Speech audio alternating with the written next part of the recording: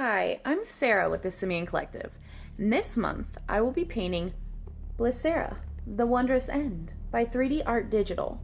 This is a gorgeous 1/12 scale bust, and I cannot wait to get my brushes and paint on this pretty lady.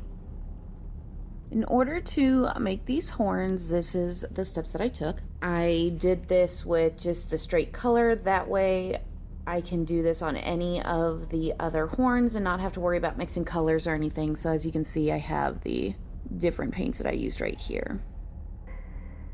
So I based it with a dark brown and a black mixture, and I painted all of the horns this way. And then I took my dark umber from Pro Acryl Monument Hobby Paint, and I am just going over all of the horn ridges with this single color. Not putting it on solidly, but just kind of putting it on more of the raised areas of the horn. And we're going to continue doing this all the way around the horn. Once you have done that, next thing that we are going to do is moving down the colors. We're going to use this olive skin shadow. I have the triad here from Reaper Miniature Paints, so it'll be the shadow, then we're going to do the skin, and then we're going to do the olive skin highlight. So using the same size 1 brush from Game Envy, we are going to use the olive skin shadow color, and we're going to do the same as we did previously, but we're going to try to make our strokes maybe a little bit thinner, but still applying it to those raised areas of the horn.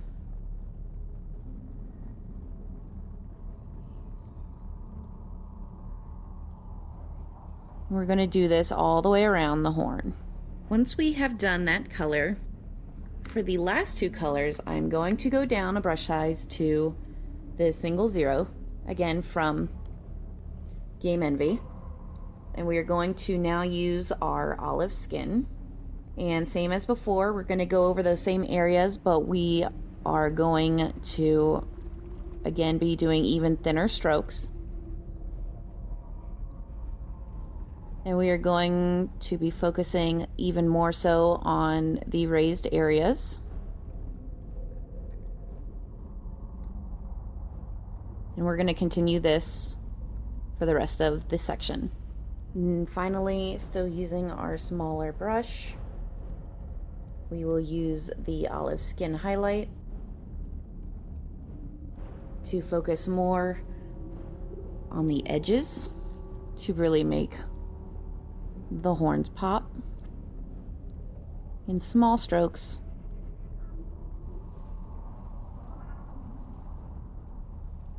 And I will do this around the antler as well.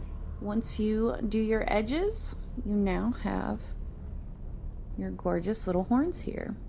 Again, I chose to do all the different colors for each step, so that way when I go and do even more of her horns, I will be able to just follow right along with what I did previously without needing to worry about matching and mixing colors.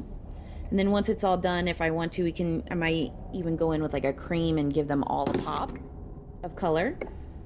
But for now, that's where we're going to leave it. And probably now going to panic over painting some skin. So that's where we're at. It is the end of day 1, and we have gotten some skin done here.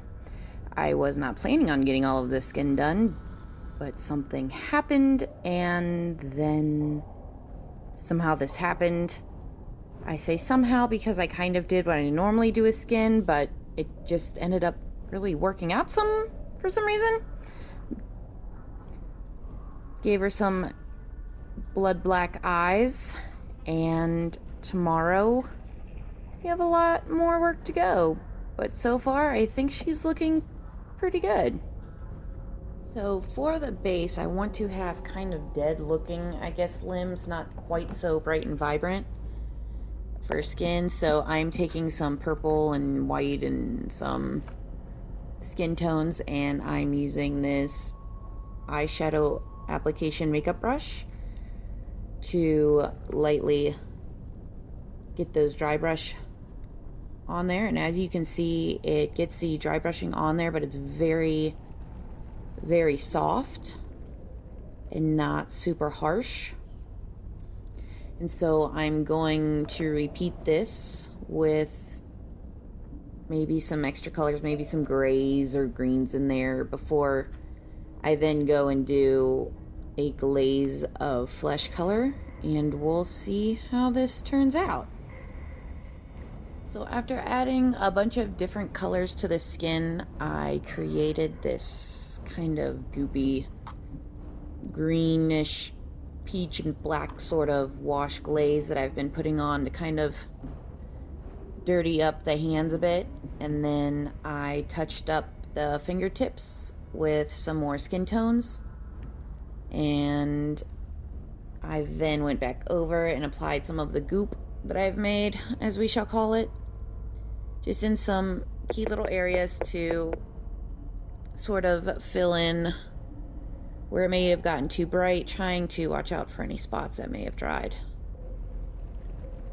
And then we're gonna let this dry, and I'm going to fill in the back parts with black again and see what I think, see if that looks like good dead hands or if I need to fix anything.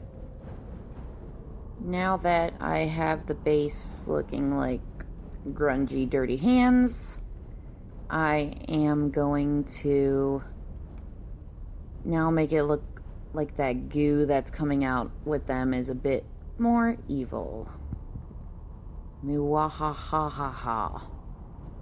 As you can see, the base has a bit more evil goop to it, shall we say. And the hands and stuff are still kind of dark enough to where the demonette that's going to be on top is going to look really beautiful and clean versus these grungy hands coming up out of the goop. It is the end of day 2, and we have finished the stand or the base with the evil goop. Mwahahaha. And then I have completed her antlers or horns, whatever you may want to call them. I did end up doing some cream on the edges and then doing kind of a brown glaze over everything on the horns. And then I did her purple hair as well. And so for the purple hair, we can kind of take a look at my wet palette here, and you can kind of see where I have the dark burgundy wine from Reaper, and then I had some Army Painter purple, and I just kind of mixed them and then added in some Pro Acro white, which helped to kind of give it that matte finish. And then I just did my mixes and little strokes here and there, and a glaze kind of with a base where needed, and that's how I did her purple hair. And so this is where we end at the end of day 2.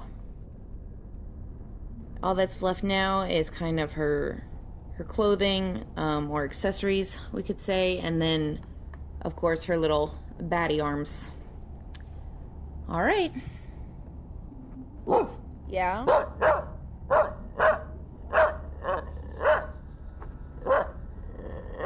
Okay. I won't poop today. I will take a break. Yes, ma'am. Yes, ma'am. I'll take a break. Okay. So now I'm going to give her some pretty nail polish. I used a mix of some metal medium from Vallejo with the base burgundy wine from Reaper that I've been using for a lot of the colors on this miniature.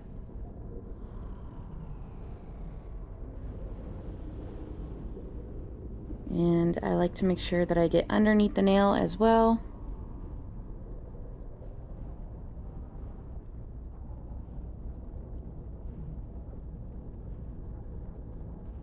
On the edges of her little and dog sneeze, so we'll edit that out. So for the edges of her wings here, I wanted to make them a little bit purple to kind of tie into her purple hair and her clothing, so I used some pastel chalk and a makeup brush and lightly added that to the wings here. And sometimes pastels or you know, your chalk pastels, things like that can really be fun to play with. I did the same for her blush since she is big enough. I was able to find some pinkish and more dog sneezes. I was able are you done, Amy? Okay. I was able to use some pink chalk pastels to do some blush on her. Here are the paints used for this project. The more technical side of things, like the gloss coats, the metallic medium or the metal medium that I used for like the nail polish, and then of course Instars Water Plus I mix with everything when I'm painting because it stays on the brush longer. It just makes every single paint smoother. It's magic sauce. I don't know, but it's magic. And my skin. And here were the paints that I used for the bones or the antlers and any of my browns. Back here we have the metallics for the silvers. And then of course white and black. I love to mix those with everything. And then this is what I used for the purple tones. And then of course adding white if I needed to lighten them up. Pretty simple colors, but I like how it turned out. And here we have the finished piece. I glued her to her base. We have her wings attached. You can see I kind of did a dirty bone for her little wing pieces here. This is such a beautiful sculpt. I am so glad I got to paint her. She is just gorgeous. Blissarah, The Wondrous End by 3D Art Digital.